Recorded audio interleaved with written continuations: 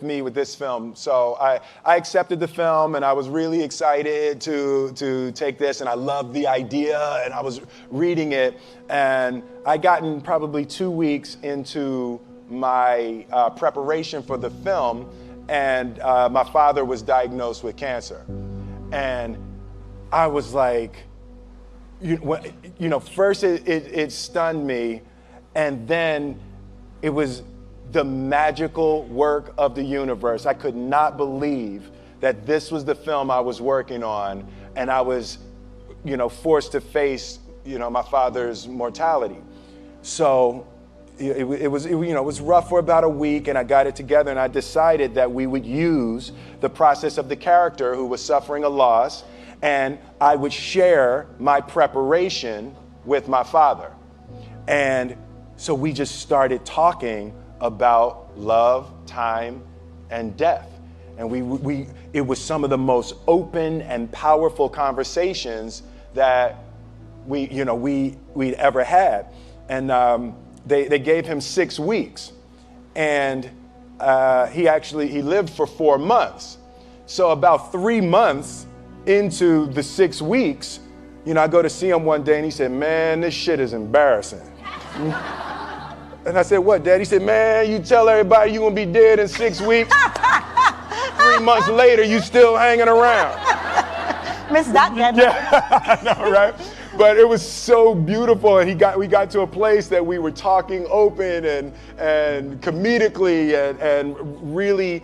I think I was able to embody the ideas of the loss and also the redemptive quality of the pain. The loss is bound to joy. Like pain and suffering are bound to joy. The being able to survive something is actually a big part of being able to find that next wave of joy. You appreciate smaller things, right? Like it was so magnificent for me. My father died on November 7th. But it was so powerful for me to be cleansed of box office. Like, I don't need the box office to be huge on this film. I don't need to win any awards.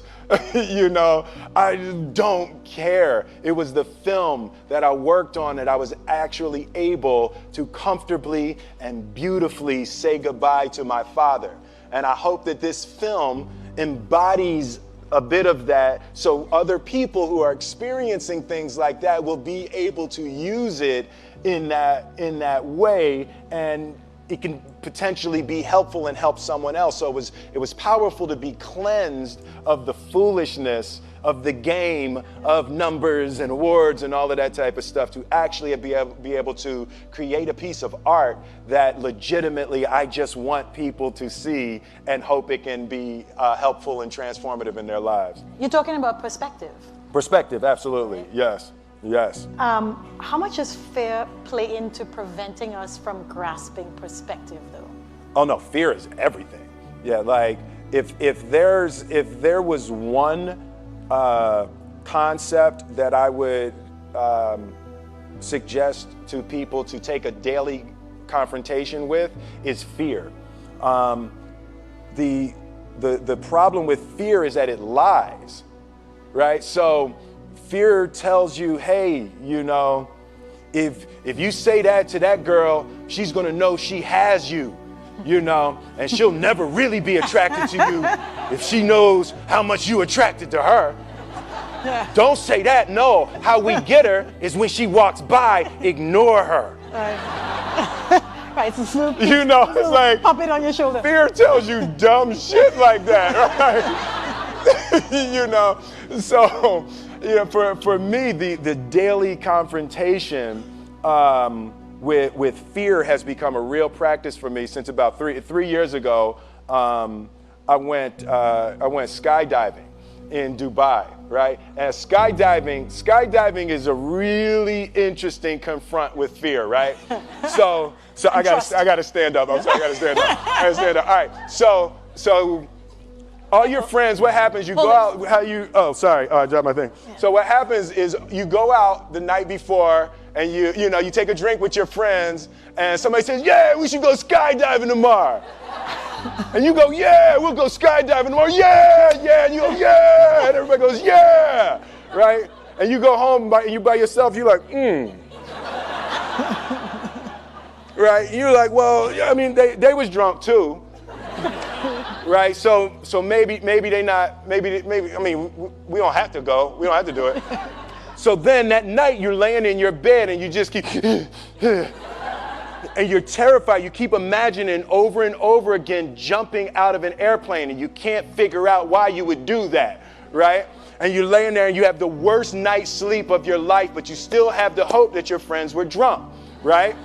So you wake up the next day and you go, down and you say where you were going to meet and everybody's there. You're like, oh, shit. All right, cool. Right? So you get in the van and you don't know that your friends had the same night that you had because they're pretending like they didn't. They're like, yeah, man, my uncle's a Navy SEAL and, this is going to be great. I've been looking forward to this. And you're like, oh, my God. And your stomach is terrible. You can't eat and everything, but you don't want to be the only punk who doesn't jump out of this airplane. So you get there and then you have this safety brief. And you're standing there, and the guys will tell you, well, if the chute doesn't open, what's going to happen is why the hell, what could happen? That the chute wouldn't open, right? So you do a thing, and what you do is your first jump, you're attached to a guy who is going, he's going to walk you out. So you go, and you get there, and there's an airplane, and nobody's stopping. Everybody's still going. So you get onto the airplane, and you're sitting there, and it's extra because you're sitting on some dude's lap, some stranger. You sitting on his lap, and it's like, you trying to make small talk. Yeah, man. So you be jumping with people all the time, huh? Right? So, and then you just want to make sure, you got kids, right? You got people you need to see, right? You just want to make sure he's serious, right? So you get in there, so everything's normal. So you fly and you go up to 14,000 feet, and you notice there's a light. It's red, and it's yellow and green, right? So right now the light's red. So then you start thinking at some point the light's going to go green, but you don't know what's going to happen, right? And you wait and it goes yellow and the light goes green and somebody opens the door, and in that moment you realize you've never been in a freaking airplane with the door open. Right? Terror. Oh, sorry, I'm spitting. Oh, sorry. No, terror. Right?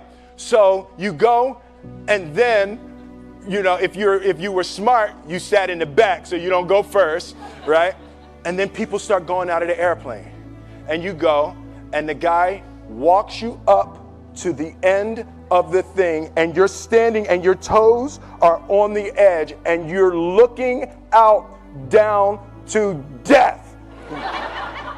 And they say, on 3. And they say, 1, 2, and he pushes you on 2 because people grab on 3, right? Right? And you go, and you fall out of the airplane, and in 1 second, you realize that it's the most blissful experience of your life. You're flying, right? It doesn't feel like falling, right? It's like you actually are kind of held a little bit by the wind, and then you start falling, and there's zero fear. You realize that the point of maximum danger is the point of minimum fear. It's bliss. It's bliss, and you're flying, right? And you're doing that, and then 20 seconds, 25 seconds, 40 seconds, and you have enough time to just kind of be like, oh, shit, that's that building. I like that one. Oh, you can see the ocean. Right? You start doing all of that, and the lesson for me was, why were you scared in your bed the night before? What do you need that fear for? Just don't go. Why are you scared in your bed 16 hours before you jump? Why are you scared in the car? Why could you not enjoy breakfast? What did you need that? The fear is fear of what? You're nowhere even near the airplane. Everything up to the stepping out, there's actually no reason to be scared. It only just ruins your day. You don't have to jump. And then in that moment, all of a sudden, where you should be terrified is the most blissful experience of your life. And God placed the best things in life on the other side of terror. On the other side of your maximum fear are all of the best things in life, you know. So that was sorry. So that was, it's good. That was my experience with skydiving and fear. All right. All right. So practically speaking. But I didn't like that take. I'm going to do it again. Back to the top. I can sell that better. Oh, no. But when you decide to do something like that, like how does it work practically? Do you call your wife and be like, I might be dead tomorrow? Right. No, but that's. But I made a drunk promise. Yeah, I made a drunk promise. Yeah. How about this? So I jumped. I had such a mystical, powerful spiritual experience. I flew home and got my sons, and I went back, and 10 days later, my sons jumped, right? Yeah. Now that was a little different. Oh, let's see, that makes me stand up, right? Because I'm scared, right? So it was so Jaden went first, right? Jaden wants to do everything first. So I'm sitting there and I'm like, yeah, my sons are gonna have this crazy experience.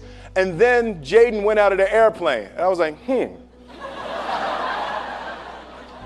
my oldest son, Trey, goes up and he goes out of the airplane. And I was like, this could potentially be the worst display of African-American parenting in history. Right? I was like, both my sons just fell out of an airplane. Jump. Right? Jump. Right? Because I told them to. But again, the fear again. I was like, oh my God. So I told the dude, I was like, listen, I want to see them go out, but I also want to see them land. And he's like, no, it's cool. So this time we went out and we did the straight bullet, and I just went straight down past them. Right? It was like, and he's like, good. Right, did the bullet straight past, pulled the chute late. Oh, sorry, this makes me spit. I'm sorry. Pulled the chute late, landed, and then videoed them coming down. But it was like, they had the same thing, the same experience with the fear. But that I'm telling you, the confrontation with fear is an absolute magical way of facing the things we have to do in this life. You know, forget security, live for experience. All right. Now, you say you learned that 3 years ago. Yeah. Amazing. What about these small things that we get afraid about, right? So you are the funny guy, and you come along and everybody expects to be entertained in summertime, right?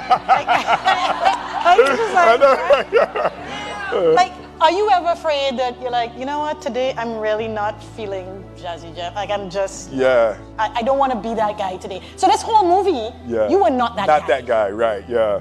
Do you have fear of that, of like disappointing people? Because like, you're supposed to be funny and cool. Yeah, you know, the thing that's been one of the major confronts for me in my life over the past 3 or 4 years. Like,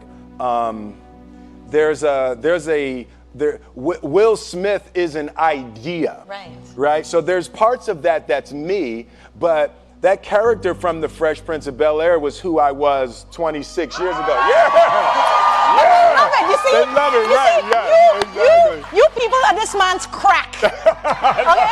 He's talking about evolving, and like moving on, and you're like, Fresh Prince! That's what we want to hear about!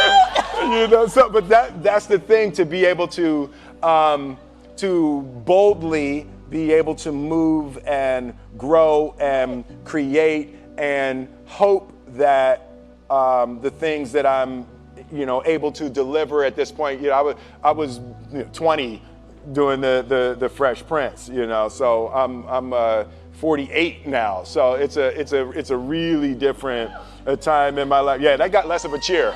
Yeah, like woo! You're like, no, like, tell us what that's like. Yeah, no, right, yeah. Yes, girls, yes. But yeah, it's... So do you have a fear of being completely who you are? Because it may disappoint some people who just want to see that 28-year-old. Yeah, no, I definitely have difficulty with that. There's a certain, when you've created things that are so iconic, it becomes healing for people. Nostalgia is healing. To the Fresh Prince theme is healing to hear that, and it just harkens back to a time and a feeling and an energy, that is a beautiful way to help relieve some little touch of suffering, So when people see me or the Fresh Prince, and even during that time, the movies that I made while I was making the Fresh Prince, so it was the Fresh Prince during the winter. And then the summers were Bad Boys, Independence Day, Men in Black, so it was like, it really captured a time. So it's very difficult. I wouldn't have it any other way. I love being able to make people smile and cheer, over that. But I also am going to boldly go to new creation.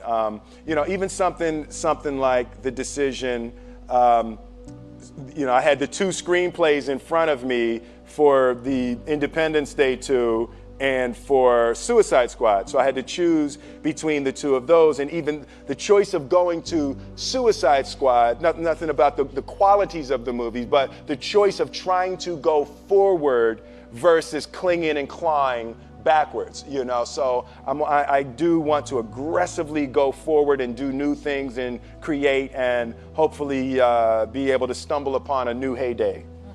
Amazing.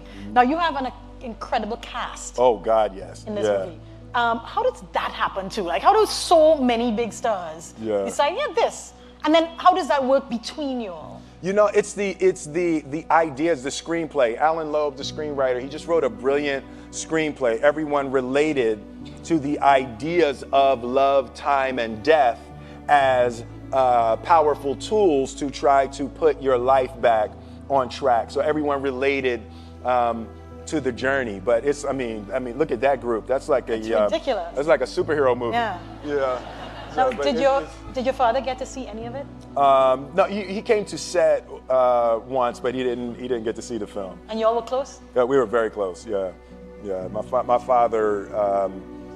When I put my life together and I look at my father, my mother, and grandmother were the most influential people in my life. And in my mind, when I draw it, I always draw a triangle. And my father was the base, and my mother was the left side, and my grandmother was the right side. And I always put discipline as the bottom. My father, hard work, discipline, endurance was really the foundation of creating my life. And my mother was education, and my grandmother was love. So, the combination of that discipline, education, and love was a... You know what?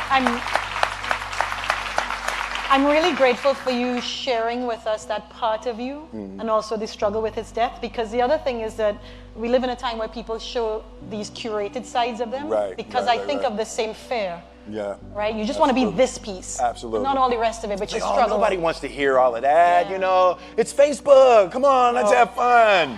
No. So dude, it's a bummer your dad's gone. Nobody here speaks like that, right? We're like, oh, come on, brother. It's a bummer your father's gone.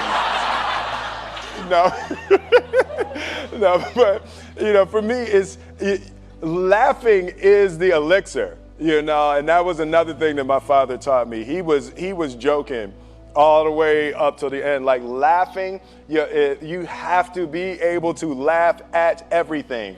And for me, the beautiful part is that's my natural color on the spectrum. I naturally go to comedy, and when I'm looking at something, I'm always trying to find why that's funny.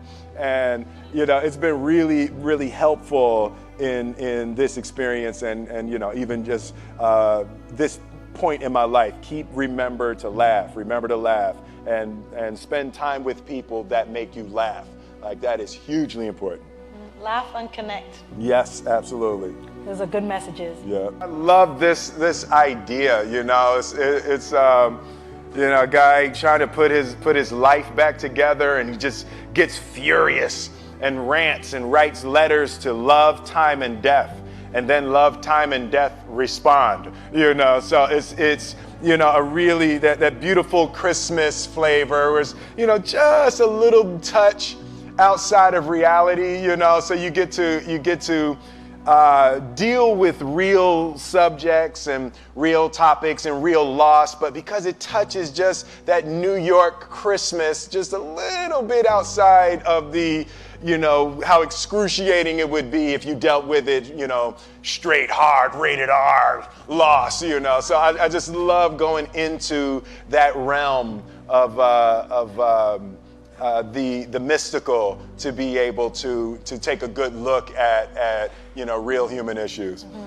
So you talk about real. Mm-hmm. I felt it was the most real I had seen you be. Really? Yeah, like I felt there was no filter there. Yeah. And I wondered, for somebody who could choose to do anything, was there something special that drove you to this? Yeah, when I first read it, when I first read it, every once in a while you read a screenplay, and the most important thing in a movie, I guess the two most important things that I look for is one is the universally relatable concept, right? So just at its core, when you first say it, when you say one line about it, can you connect to people? And one of the best ones I've ever had, like something with like I Am Legend, the last man on earth. Yeah. Security, you keep an eye on this section right here. But it's like when you just have that one thing, and with this it was a little bit heavier, but it was a guy trying to put his life back together after an extreme loss. Right, so people can relate to that. That's an extremely relatable idea. And then I flip to the last 10 pages and the ending. It's like, this is a movie that has lots of twists and turns, but then even within the last 10 pages, there's still another surprise. When you can send people out of a movie theater with another surprise, historically, there's been times I've sent people out of the movie theater, and the surprise in the last 10 minutes is that the movie wasn't good, right? So you want to avoid that surprise. You want to avoid that one. But with this one, it had such an interesting turn in the end of it. It was one of the most fun screenplays I've ever read. Why are you doing movies at all still? Like, you're rich. Yeah. You could, as we say, cock up your foot and rock back. Cock up my foot and rock back. Yeah. I love that. Why, That's just fantastic. What is getting you out of bed to still go and do this thing? I enjoy connecting with people and ideas, and I have a mission statement. So every year for probably the past 10 years, I've worked out a mission statement for myself. And for the last few years, the mission statement has stayed the same, and it's been improve lives, right? So when I go into something, I'm looking for how the quality of this piece could potentially improve lives. But it's all along the way. It's when you make the movie and how you're interacting with people in the process. And the concept of improving lives runs through the center of everything I do. And then I realized that the way to improve lives is to continually improve yourself, right? So with that, every morning when I get out of the bed, I haven't fixed everything in the world yet, so there's always something to do. And in this film, I read an interesting quote from the Siddhartha Gautama, the Buddha. He said that good people have to get out of the bed every day and try to empty the ocean with a ladle, right? And I thought that was, I knew that was profound, and I paused for a second, and I said, all right, what the hell is a ladle, right? Right, so then, I touched it on my iPad, it's ladle. Oh, it's like a big spoon, okay. As we it's say, like a Philly. soup spoon, yeah, it's like a soup spoon. I was like, why do you use a soup spoon? So trying to empty the ocean with a soup spoon, as the mentality of how you wake up every day to try to do good in the world. So for me, I'm really driven by continually trying to elevate my mind and elevate my spirit and care for my body, and to be able to love as many people as effectively as possible with this mystery of life that I've been given.